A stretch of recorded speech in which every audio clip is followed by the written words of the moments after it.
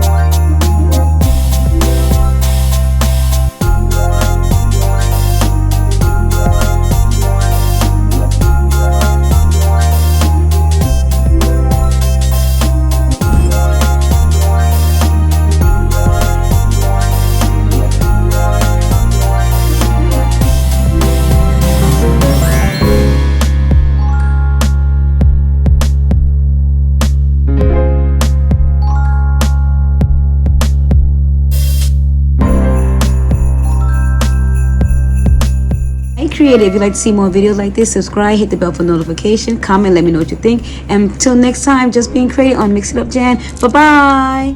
Thank you for watching. Remember to subscribe, like, and share, and hit the bell for notification. Bye-bye.